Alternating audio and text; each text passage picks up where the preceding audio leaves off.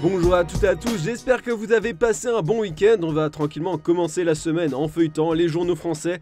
C'est parti pour une nouvelle revue de presse. Confronté à Rennes ce dimanche, Nice s'est imposé 2-0 grâce à des buts du déroutant Jérémy Boga et de l'entrant Sofiane Diop. Grâce à ce succès, le gym récupère son trône de leader et reste invaincu cette saison. Nice est incassable comme le titre Nice Matin ce lundi, tout le contraire de l'Olympique Lyonnais qui patine comme l'écrit Le Progrès dans son édition du jour.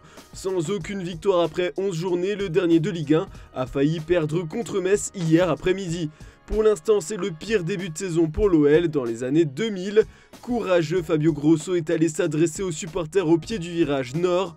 Pour le journal rhodanien, le coach italien fait tampon. L'homme dans le viseur dégonne. Le responsable de tous ces problèmes, c'est John Textor. Le propriétaire du club est accusé d'être très éloigné de l'OL. Il n'était pas en tribune hier. En attendant, l'homme d'affaires américain a demandé à Tony Parker de s'asseoir à sa place en tribune officielle. La légende des Spurs de San Antonio a annoncé son retour aussi dans l'organigramme du club rhodanien. Bon, et en Espagne, c'est le Real Madrid qui fait couler beaucoup d'encre. Muet face au Rayo Vallecano, le Real Madrid n'est pas parvenu à prendre la première place du classement à Riron et reste deuxième de Liga. Ce match nul est une grosse désillusion pour les supporters et éditorialistes madrilènes. Pour ces derniers, Vinicius Junior et Rodrigo ne sont pas assez efficace, tout le contraire de Jude Bellingham qui semble un peu trop seul pour porter la Casablanca. Pour l'instant, le milieu anglais marque 44,83% des buts de l'équipe. C'est le ratio le plus élevé pour un joueur dans l'histoire du Real Madrid. Vinicius Junior est surtout épinglé par la presse espagnole pour son nouveau coup de sang polémique en plein match. Comme on peut le voir sur des photos détaillées partagées par Marca, le Brésilien a menacé le gardien du Rayo dans les dernières minutes. Il lui a surtout exhorté de se retrouver après le match pour en découdre. Lori Verde aurait été mécontent de voir le portier prendre son temps après un corner alors qu'il ne restait que quelques minutes avant le coup de sifflet final. Dimitrievski a préféré en rigoler après le match en assurant que Vinicius Junior a dit qu'il me verrait plus tard.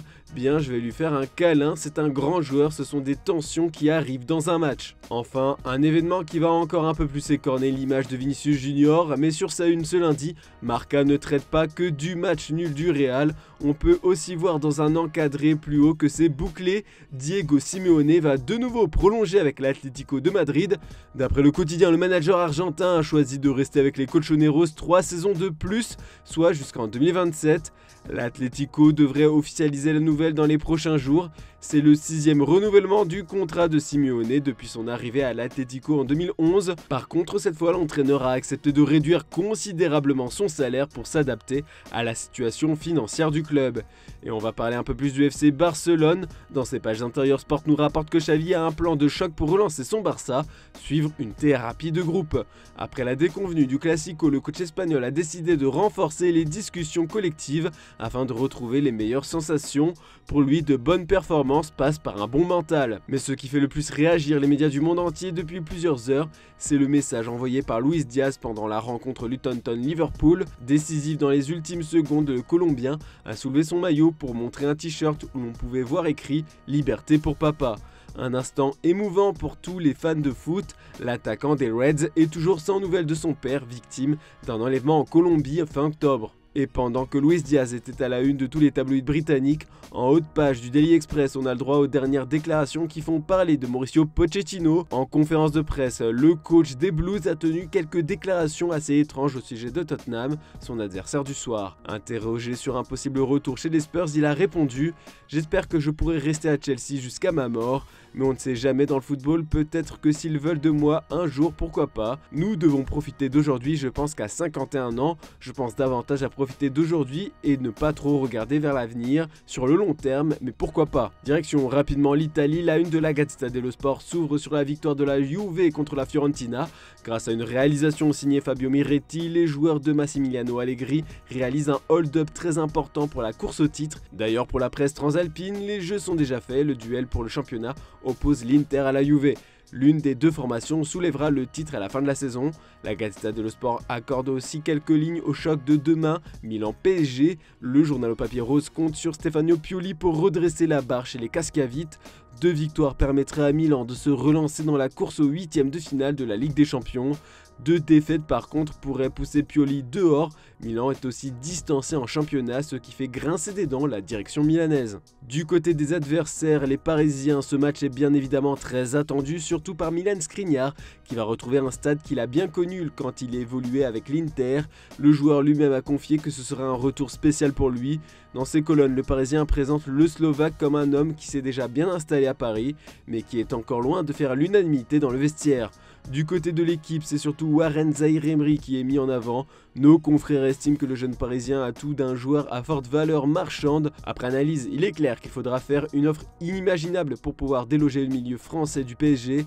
Si le Real a pu dépenser 100 millions d'euros pour Jude Bellingham, il faudra débourser encore plus pour Zaïre-Emery, minimum 150 millions d'euros. C'est un peu ce qui est attendu en cas de départ de Kylian Mbappé. Le club de la capitale a toujours pour ambition de prolonger le numéro 7 avant juin prochain pour l'empêcher de rejoindre le Real Madrid.